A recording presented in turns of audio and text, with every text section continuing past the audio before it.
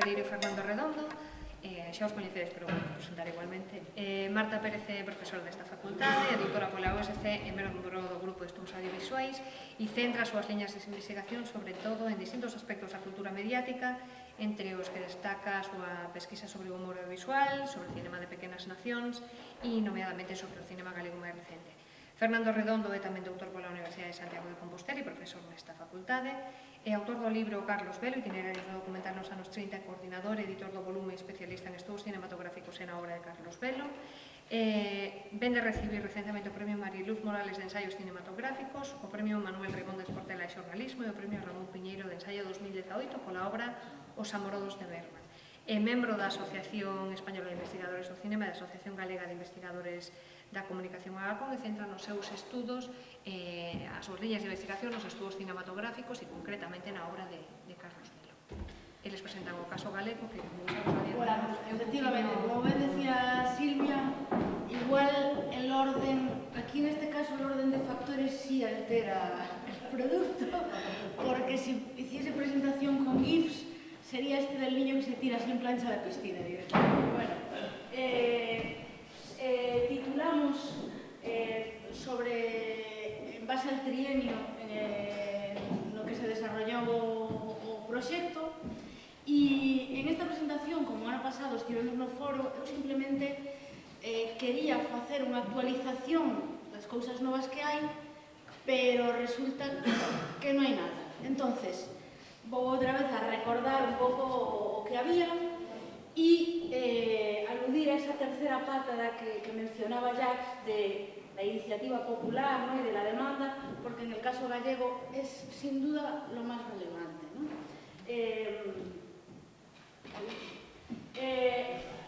Esta presentación está organizada en dos partes. Por una, na primeira, vou falar da presencia de subtítulos en lingua galega en distintos espacios e ámbitos, e unha segunda sobre esas iniciativas que demandan máis galego no cinema, ¿no? Entonces, vou empezar falando destes dois casos, en lugar de ir á televisión pública, salas de cinema e Centro Galego de Artes da Imaxe. O Centro Galego de Artes da Imaxe CEGAI é a nosa filmoteca, ¿no?, por así decirlo, e unha vez máis vendo o caso que presenta Judith, de caso catalán, pues empezamos a sentirnos congestionados e tristes, porque no caso do CEGAI sí hai subtitulación en galego esporádica, puntual e non programada como un pensamento un pouco en perspectiva de futuro, sino que simplemente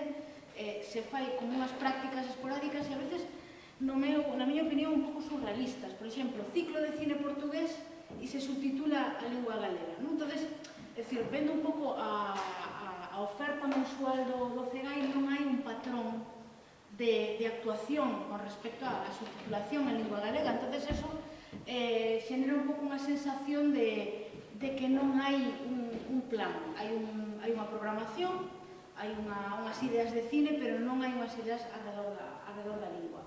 Con respecto ás salas de cinema, mencionaba o ano pasado o caso único da sala Numax, que está aquí en Santiago, e que dirixiu a política lingüística para pedir financiamento.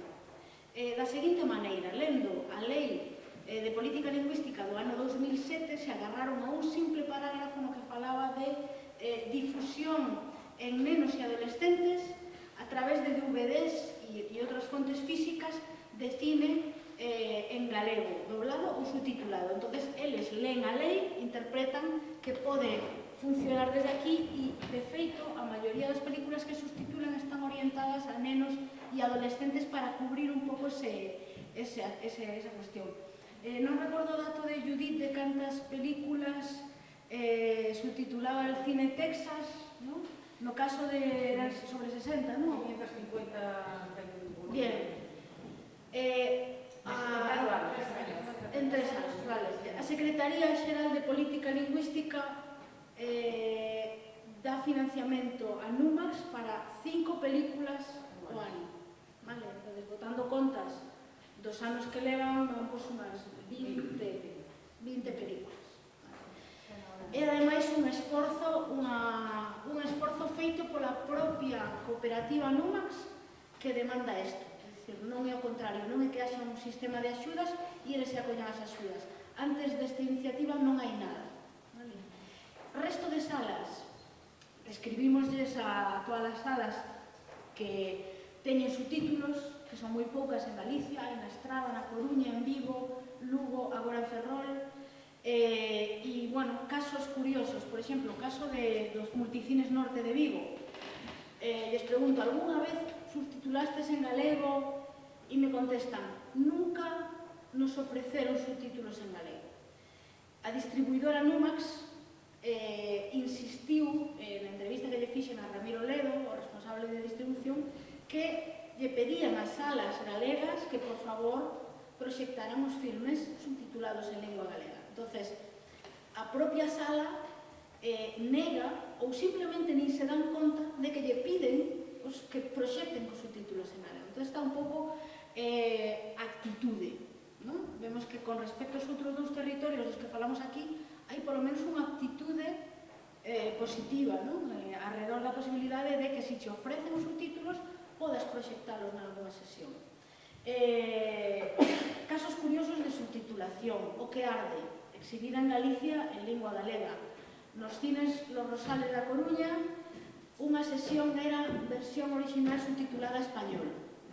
Entonces, curioso dato que se pode comentar tamén a posteriori, que vexan a necesidade de que haxa unha versión subtitulada a español por, non sei, igual pues hai estranxeiros, persoas que están aprendendo español, etc. Vamos agora ao caso da televisión pública. No mesmo que a TV, incumplimento da legislación vixente. Eu non falaría de legalidade, senón de plena ilegalidade. Na memoria de servizo público de 2018, desde que se aprobou a Lei de Transparencia na Xunta de Galicia, os organismos públicos fan unha memoria de transparencia. Entón, a Televisión de Galicia ten feito un informe no ano 2017 que eliminaron, por certo, a plataforma, agora puxeron o 2018, o de 2017 eu non o atopei, igual foi impericia miña, pero non o atopei, como se borrara. E hai un apartado dedicado á subtitulación. No apartado de subtitulación di que durante 2018 se emitiron un total de 3.658 horas de emisión subtitulada, das que 1.232 son da primeira canle e 2.426 da segunda. Explican que tipo de subtítulos fixeron, tipo de programas con maior subtitulado son entretemento, con 327 horas, concursos 240, 190 programas divulgativos, pero non falan aquí de longametraxes, 126 horas documentais, 210, dan simplemente números. No anterior informe, curiosamente, sí se desenvolvía un pouco máis esta información. Neste informe, esta é a única mención que hai. Estes subtítulos, por certo, son para sordos e xente con problemas de audición, que, recordemos, na Lei General del Audiovisual de 2010 establecía unhas cantidades de porcentaxe de subtitulado para cadenas públicas, para sordos e xente con problemas de audición. Para o ano 2013, a lei obrigaba a que as cadenas públicas subtitularan un 75% da súa programación. Facendo números así de calculadora barata deses datos que a Televisión de Galicia, a primeira canle subtitula un 14% e a segunda un 27% en 2018. Si botades contas, pues están para meterlos a la cárcel directamente. É dicir, incumplimiento e ningún tipo de plan. Por que digo isto? Porque unha das entrevistas que fixemos, neste caso vou decir que intentamos facer, foi a persoa responsable de subtitulado. Estiven 3 meses intentando, a través de correos electrónicos, que alguén me contestara. Finalmente conseguín falar co director de programación da cadena, que me atendeu coa seguinte frase: dime rápido que estoy embarcando para Madrid. E me deu 10 minutos de conversa. puden lanzar unha pregunta, é dicir, isto é anecdótico? Sí, pero é sintomático da actitude, non? Non hai datos, non hai resposta institucional. Por exemplo, as compañeras dan un montón de casos de consumo de Euskadi. Nós non temos ningún barómetro polo cal falar de asistencia. Teríamos que sacar esos datos directamente do CIS. Vale, ¿Eso no entra dentro de transparencia? No, esos datos serían do Instituto Galego de Estadística. Serían outra cuestión. Esta é transparencia, esos datos son de Televisión de Galicia, exclusivamente. Iniciativas cineclubistas. O ano pasado mencionei o caso do Cineclub de Compostela como unha excepcionalidade.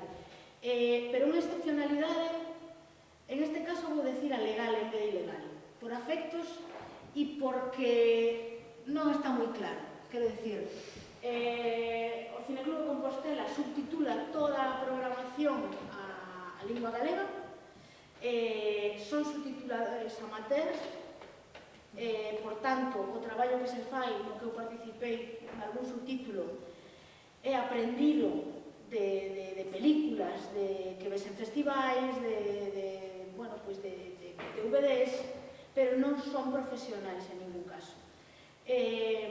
Profesionais, por certo, da subtitulación e da traducción audiovisual en xeral, eu lles comentaba este caso e lles preguntaba, poderían ser útiles para volcar a unha base de datos estes subtítulos? E o que me decían era que era máis fácil facer os subtítulos partindo desde cero que arreglar subtítulos que puderan ter deficiencias. Entón, son os subtítulos que están aí, por certo, a disposición de calquera nun enlace que vai da web deles, se pincha en cada un dos subtítulos e te remite a unha plataforma de P2P que é opensubtitles.org e podes descargalos desde aí. Non o fan desde a propia página porque aí sí que sería incluir directamente na cuestión da ilegalidade. Do tema de dereitos de autor falaremos mañá, creo que é un tema moi relevante, porque no caso de que haxa todos eses subtítulos postos a disposición por organismos públicos, que se benefician son as productoras en primeira instancia, porque os propietarios do dereito de transformación, que eu saiba, hasta onde eu sei, son as productoras. Entra dentro dos dereitos de explotación da obra. E, de feito, hai algún xuizo xa en Europa no que se perdeu o subtitulador amateur contra a productora que os demandaba por subtitular a linguas e compartilo á rede, porque a propiedade dos subtítulos eran da productora. E a productora que puxo unha demanda, no caso de Suecia. E por primeira vez perdeu o subtitulador sin sequera ter beneficio económico, porque é unha actividade sin ánimo de lucro. Este caso non ten ningún lucro, ninguna actividade do Cineclub de Compostela é con ánimo de lucro, se fai un pago simbólico, pero se pode asistir gratuitamente ás sesións. Entón, aquí temos de anos precedentes 400 subtítulos, aproximadamente. No último ano temos 48 subtítulos máis. A nómina de subtituladores está alrededor das 40 persoas que subtitulan, encargándose de distintas sesións. Pero, insisto, non son subtítulos profesionais, senón amateur ou dentro destas técnicas de fansubbing, de subtítulos de fan que comezan co anime xaponés. Marta, voy a ver que fagas un apunte sobre o tipo de programación que fai o Cineclub. Claro. Que é moi interesante, non só prácticamente, por lo menos facendo unha cinema comercial, cinema moi alternativo, cinema de vanguarda, que senón nunca se vería. Están subtitulados. E a pesar de todo, creo que hai unha calidade de subtitulado alta, porque coñecen moi ben a cultura, cada quen vai ao cinema que lle gusta. Xavos está perfecto, por exemplo, en Casaretes, é unha das primeiras así. E a competencia lingüística, tanto en galego como nas linguas de orixe, pois hai persoas que traducen o mellor de Iván Cuevas debe traducir de 7 linguas. De 7 linguas, e hai algún que ten ese neuronal, ese proxecto neuronal. Sí. Pero é verdade que é unha programación de moitos títulos que nunca se exhibirían, nin sequera en festivais, nin sequera en festivais. Claro, pero no caso de que houbera algunha produción que algún produtor pejiguero que poñelos en apuros, podería demandalos por propiedade. Pero bueno, sería altamente inusual. Máis casos. O caso de... Se me pasou un ou dos. O caso que mencionaba Margarita na súa presentación, poño xa o título en inglés, que queda así como máis Bitter Daisies, que non sei en inglés a que se refiere. Producións galegas, de versión original galega, en plataformas de vídeos de mar. O caso do Sabor das Margaridas. Eu creo que o éxito desta serie se debe a que dentro do paquete do noir, as series nórdicas nos últimos 5 anos houve como unha especie de boom das series de noir, non se pode chamar televisión negra, non se pode decir eso. Cinema negro, é dicir, un xénero policial, vamos a chamar policial, que ten un pico de éxito hai máis ou menos 5 anos e que fai Netflix? Comprar toda a produción deste xénero para encher o catálogo e soltalo así, non? É dicir, unha cousa que decía moi ben Philip é que o logaritmo é completamente ideolóxico e interesado, además, non? Vai valorar un tipo de producción sobre outras. En Netflix, calquera que sea o usuario sabe que donde hai sangre hai éxito en Netflix, non? É dicir, psicópatas, policías raros, corruptos, psicópatas, policías psicópatas. Bueno, en el caso de esta policía que tenemos aquí, es una policía depresiva. Es una policía... Y se parece mucho a... Intenta imitar mucho el caso de Soga Norén, de Borgen, la serie danesa sueca, ¿no? A mi modo de ver, es una producción muy modesta económicamente y modesta en pretensión artística y cultural, que va a tener ahora una segunda temporada y que revela un poco este caso como de La Casa de Papel, ¿no? Que é unha serie española que ten 2 primeiras temporadas e na terceira o financiamento ven de Netflix e se convirte nun produto global. E cando é produto global é porque empezan a rodar en Tailandia, é dicir, o sistema de produción e a historia muda totalmente. A mí personalmente deixoume de interesar. Hasta aí tiña a súa gracia, a partir de aí se convirte nun pelotazo mundial e cambia completamente o relato. Que vai pasar con o Sabor das Margaridas? Pois o mellor consiguen que Netflix meta aí unha inyección e en este caso les vendría moi bien. Perdonadme aquí la...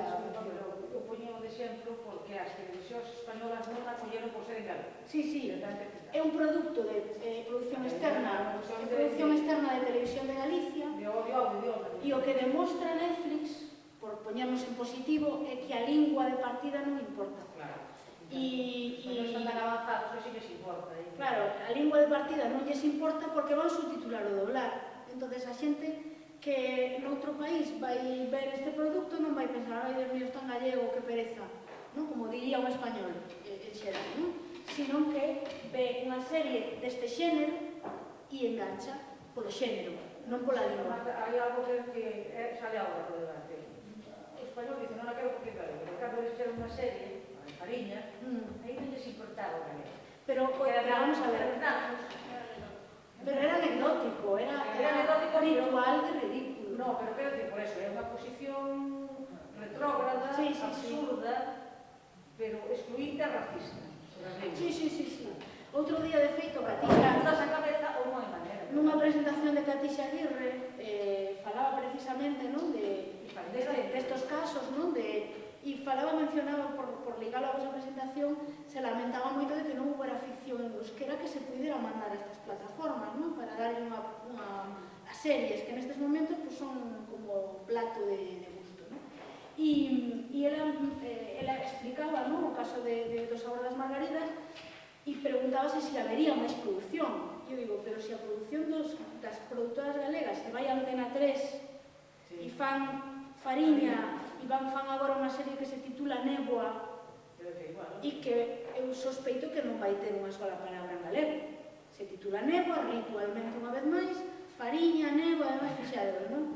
Falta percebe. Entonces, é todo moi, son usos rituales completamente da lingua, non? Entonces, este produto é singular porque ofrece esa vía de que hai operadores os que non lles importa a lingua na que está proxectada, non? Falabades vos no caso de Filmin de que había como 30 e algo producións en euskera. Eu encontrei algunhas en galego, 30 lumes os días afogados, Leirnase Trote, estas son 5 e había un par máis, pero non entraban na foto, entonces la pongo así, vale? Entonces, pero hai alrededor de 6, 7 producións en galego. E con boa puntuación, porque sabedes que vivimos no mundo do clic, non? E de puntuar todo, non? Entonces, eu cada vez que vexo algo en galego xa vou directamente a poner un 9, un 10 para que faga un baremo, non? Pero bueno, este é o mundo no que habitamos, é dicir, todo funciona por clics e no logaritmo subimos ou baixamos en función dos clics. Entonces, a presencia está mediatizada tecnolóxicamente, ideolóxicamente, e é moi relevante que pensemos nesto e reflexionemos sobre isto para o futuro. E isto pode ir mañá para o debate. É dicir, as reglas de xogo están cambiando moi rápido e temos que adaptarnos a esta cuestión. Falábamos tamén de festivais. En Galicia non hai ningún festival tipo A, como no caso de Euskadi ou de Cataluña. Temos 30 festivais medianos e deles só 8 incorporan a posibilidade, non digo que o fagan, sino a posibilidade de que se podan entregar subtítulos en lingua galega ou española. Que subtitulen a galego como unha política de facto, só coñecemos o caso de Curtocircuito, aquí en Santiago de Compostela. Esta é unha das entrevistas que se fixeron, o seu responsable Pela del Álamo, e hai a veces en producións hai doble línea de subtítulos, un subtítulo en inglés e outro en galego. E aparte van en distintas cores, co cal, é dicir, a cuestión do visual facilita bastante a posibilidade de ver, non? Esta era a primeira parte do que hai. Fixadevos que se pode definir máis polo que non hai que polo que hai, non? E aquí viría a terceira pata. Vamos a chamar a terceira pata, como antes chamamos outros a terceira vía, non? A terceira pata son iniciativas legais, profesionais e populares, non? E estas son as que recollimos nos últimos 2 anos, vale? No ano pasado, xusto cando se estaba producindo o noso foro, chegoume xusto antes esta noticia de que o Bloque Nacionalista Galego fixo unha proposta de lei para pedir subtítulos en Movistar e Netflix, proposta non de lei. E estábamos ali no foro o 22 de outubro e con votos do Partido Popular en contra se rexeitou a proposta non de lei, aludindo a cuestión económica. Interesante que como un goberno e unha política pública financia a unha empresa privada, non? Entonces non financiaríamos nada de audiovisual, porque as productoras, ata onde eu sei, son empresas privadas, non? Algúnas moi potentes, outras menos, pero é un tipo de excusa. Esta era a imaxe que utilizaba a campaña do Bloque Nacionalista Galego. Queremos subtítulos na nosa lingua, con esta figura que todos recoñeceredes do conto da criada, non? Aludindo a esa represión de xénero, convertindo aquí nunha represión lingüística, non? E iso, votos en contra do Partido Popular, a proposta non de lei cae. Seguinte proposta legislativa, proposta de Marea do ano pasado sobre o impulso pola Xunta de Galicia xunto coa CRTVG dun plan para aumentar a porcentaxe de subtitulación para persoas sordas ata o 75% da programación. É dicir, o que está pedindo aquí en Marea é o cumprimento da legalidade, ollo, non para agora, sino para o ano 2013. Vale? Simplemente se está pedindo que se cumpla a lei hasta o ano que se contempla, non? Entonces, Esta é unha das propostas que se complementa, e isto, unha recomendación da Valedora do Pobo do ano pasado tamén, na mesma liña, porque a Asociación de Persoas Sordas de Galicia puxo unha queixa formal pedindo que se cumplira a lei para a subtitulación para problemas con esta dificultade.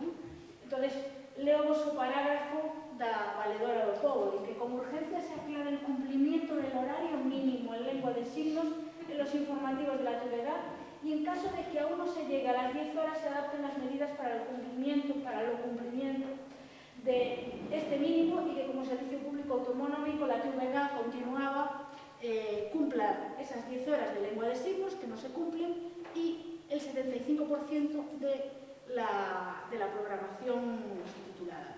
Pablo Romero Fresco, que estará mañá aquí, propuxeles a Televisión de Galicia un plan xunto coa súa facultade para subtitulación en directo de informativos. Escribílle a semana pasada preguntándolle como iba a negociación, cero. É dicir, un plan no que leva varios anos.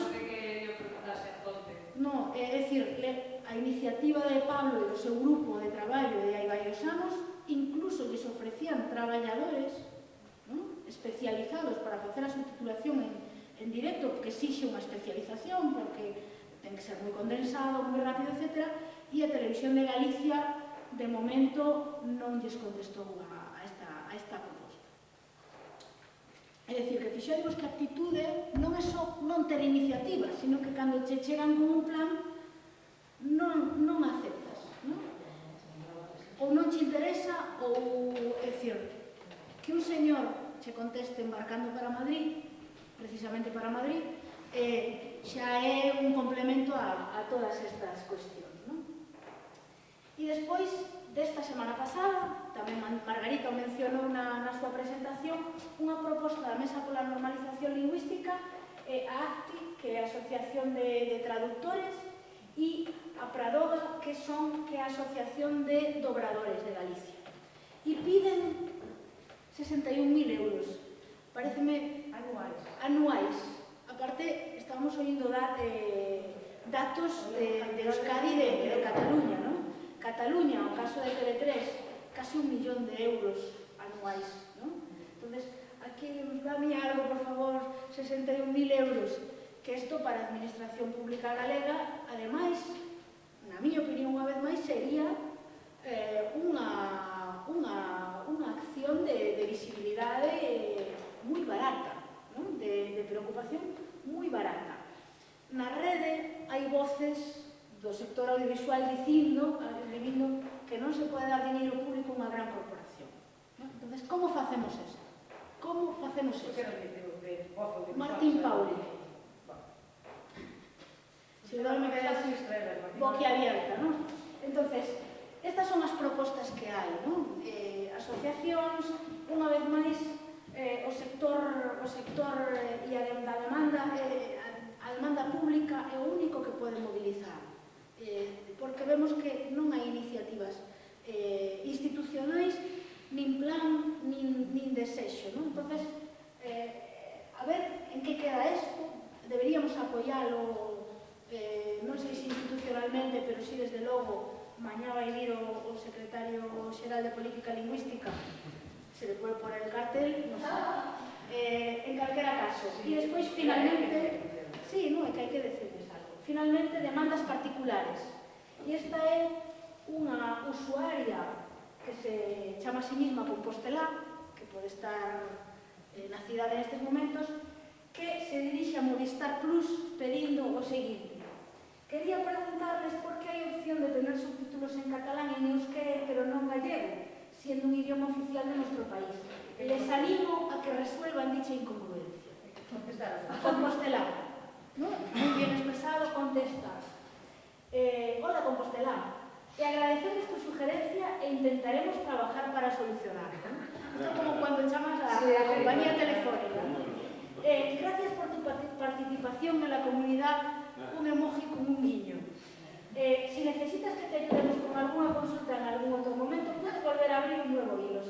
Marta L. Vale, esta es la respuesta de Movistar, con emojis, ¿no? Pero evidentemente, si en outras comunidades autónomas hai un apoio institucional materializado nun orzamento anual, é normal que Movistar se desentenda completamente e lle diga aos usuarios, pues, venga, que máis nos queres contar, ¿no?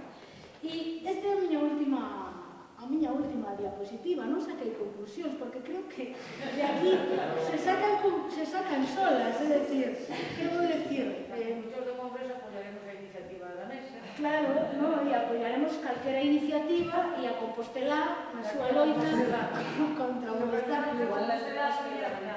Claro, igual hai que chamar a Compostela para que veña aquí tamén, pero este é o panorama, é absolutamente desolador. Entonces, sí, porque é auténtico que nos apoyamos é un desleixo. Desleixo. O non contestan porque non queren meterse no problema, porque entonces métense, ou simplemente non cumplen a lei, porque é moi fácil, sabes que no Estado español non cumplir a lei non cuesta nada. Que cada coinciden coa idea xeral do que son as organismos oficiais, e despois que hai unha posición estratégica sobre o galego. Aí está o decreto no ensino, de acabar o galego no ensino, en determinadas materias, en determinados grupos. Hai todo un plan estratégico de esparegar o galego, porque é xusto o elemento de cohesión social máis forte que nos queda. Porque desmantelaron a industria, desmantelaron o agro, a pesca a recomanda, e só nos queda un elemento de cohesión, que de cohesión se de sentirnos de algún lado, de pertenza, que é a lingua. E ten un plan fortísimo, desde hai anos. O que pasa é que discorta ten entre nós. Pero fixaros que estamos falando de cantidades absolutamente insignificantes. Lle dan 1 millón de euros a medios de comunicación simplemente por poñer 3 líneas en galego en alguna noticia. Eu vou poñer un dato sobre Xacobeo. O próximo Xacobeo ten un financiamento de 57 millóns de euros. Retirados, como fixemos, de outras ramas da cultura. Bueno, levou 400.000 euros por facer un clip, como se llama ese chico de casa? Enrique Iglesias. Por meterse en un mosteiro que non recoñeció. Carbuelo. Como era? Carbuelo, Ves Carbuelo, non? Pues... non é unha cuestión de posibilidades económicas, é unha cuestión de un plan de acabar unha lingua que é o que nos queda como... Bueno, ahora que a Rosalía, xa que a Rosalía, porque ahora é la Rosalía, claro, ahora é la Rosalía. Pero bueno. Bueno, pues non suframos. Non sei que decir máis. Si tedes algunha pregunta, ou de todos modos, hai varias cuestións aquí que mañá no debate se poden tratar, non? E que eu fui apuntando. Bueno, eu non quería ser máis pesimista, No, por favor. quería facer un apuntamento sobre calidade. Eu veño da Facultade de Traducción de Vigo, son dun programa de 4 megas. Hola, Mercedes. Entón, a mañá estou intentando facer o que sería a primeira guía, espero non, no futuro, de subtitulado outra persoa xordas en galego, lingua galega. Entón, tamén tiven que facer unha análise cuantitativa sobre canto subtitulado en galego hai, preferiblemente para xordos, pero ao final incluído todo, porque para xordos casi non hai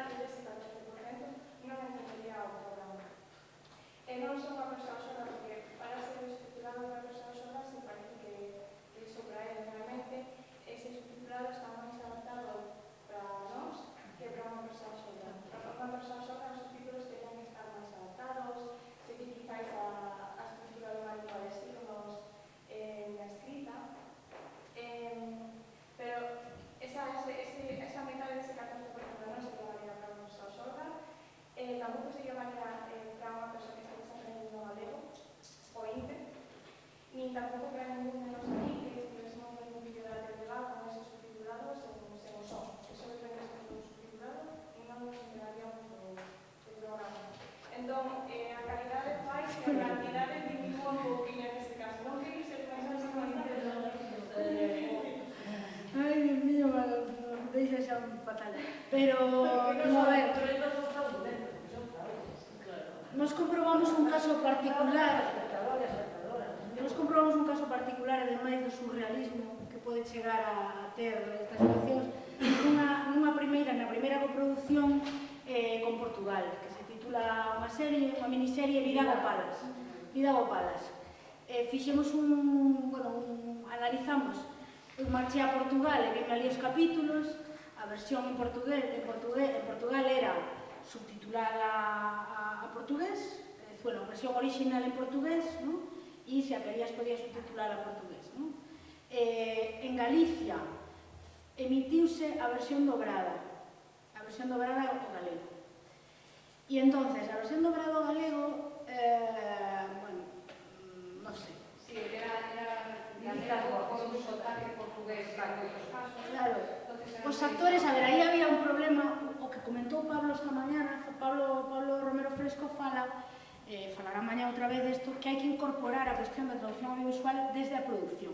E aí había un problema de produción, é dicir, o director, ou quen fora, había unha parte galega e unha parte portuguesa, había dúas unidades, e na parte, os actores galegos, alguén lles pediu que se fixeran os portugueses, sendo galegos. Entonces, hai unha serie de desaxustes, un disparate lingüístico total. Entonces, nós non somos expertas en subtítulos, pero chamounos a atención isto. E despois unha anécdota. Un dos capítulos, o primeiro capítulo estaban contentos porque fixera bons datos de audiencia. Pero no segundo, alguén se equivocou de botón e puxeron a versión original en portugués subtitulada. Entonces, máxima audiencia. Entonces, a audiencia se lles desplomou. Porque o paisano que iba a ver a tele, de repente ve unha versión original en portugués e colapsaron. Entonces, todo o que foi a propia, é dicir, o tratamento, como tratas o propio produto, xa en Portugal foi un enorme suceso. E fixeron como fotocall cos actores, actrices. En Galicia, fixeron esta, é dicir, que xa hai un descoido moi forte de como ti presentas un produto polo que xa pagaches, canto máis as versións lingüísticas que son un disparate. ¿Te puedo hacer una pregunta? ¿Por qué decías que la versión subtitulada para sordos, si no te he entendido mal, que la abrimos muy rápido?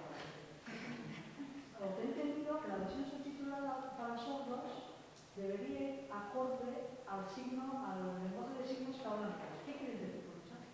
Pues desde el ámbito de la traducción, lo que se está investigando, lo que se está proponiendo ahora es que la situación ideal sería que hubiese dos tipos de subtítulos.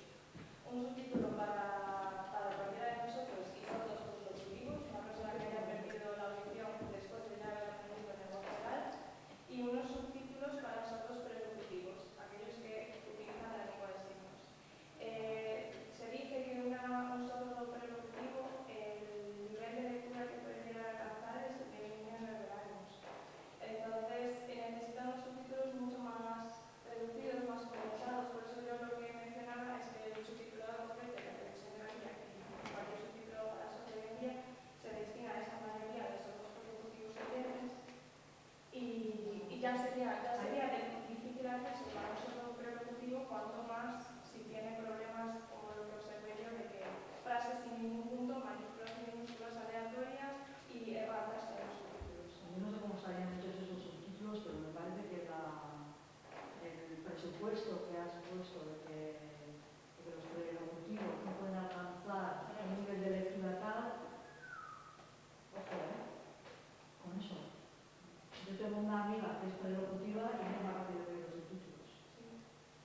Y además, y no sé, por eso digo, no porque está acostumbrada a leer subtítulos, que precisamente es la que más protesta, porque dice, la televisión ¿cuándo va a poner subtítulos? Pero, ¿qué quiere decir el presupuesto de que no pueden llegar a alcanzar una velocidad de lectura rápida? Solamente algo no sé. Nunca hay laboratorios de lectura para los ejecutivos igual que para otras se requiere de una media que, claro, pero ¿sabes qué pasa? Que no es un impedimento físico. Lo que pasa es que normalmente a los sordos no se les invita a que tengan una educación, o sea, que no sean tan alfabetizados igual como nosotros. ¿Entiendes? Por eso digo que el presupuesto,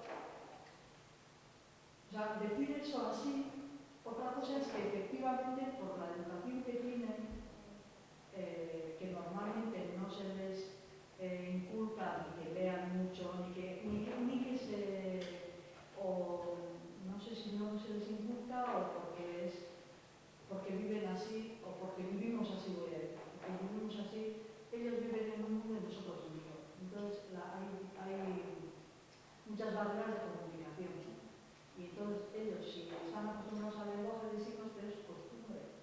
No es que no puedan, sino que es por costumbre. Si están acostumbrados a esa lengua, vale, pero yo que mira, no pueden una avanzar. de las entrevistas que hicimos, que era Ana Tamayo también, también ella sí que ha investigado precisamente con críos sordos, poniéndoles subtítulos, digamos, adecuados para ver si entendían mejor lo que estaban viendo.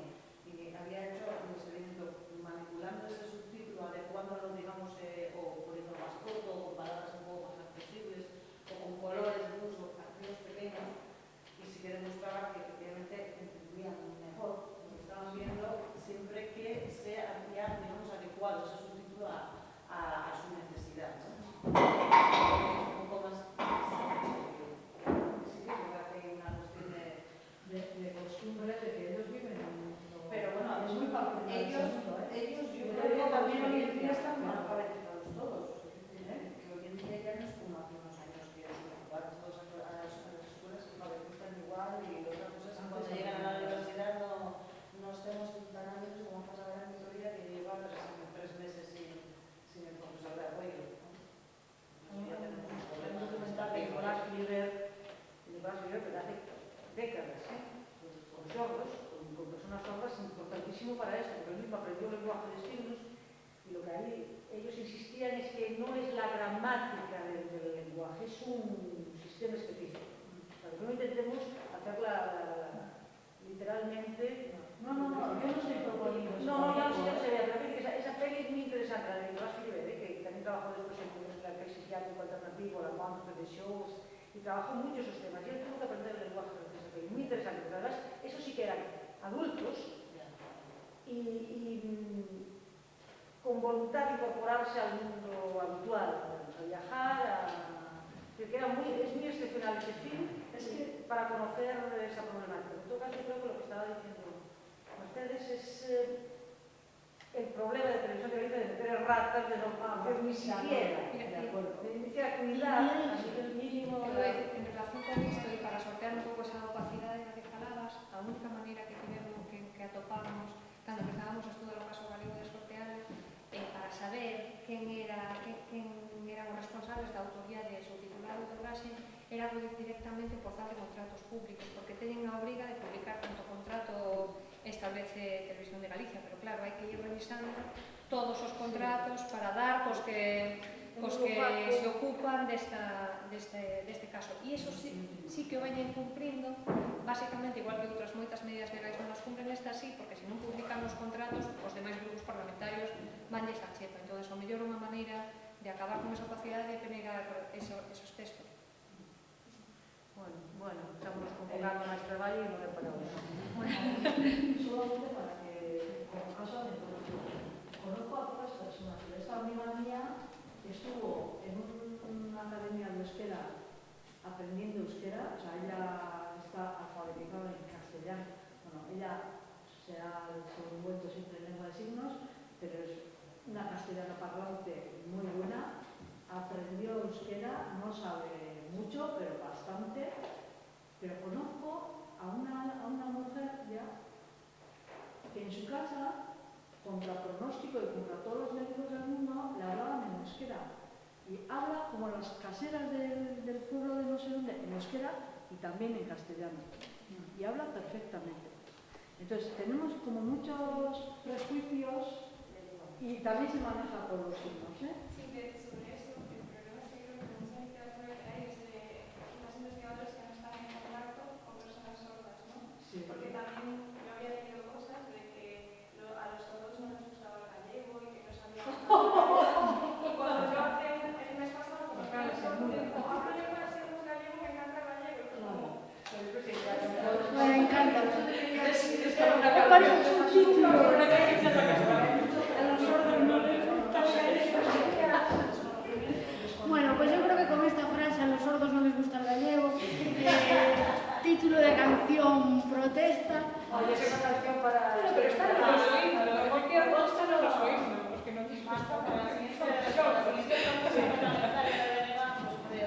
Sí, sí, a nosotros no les gusta.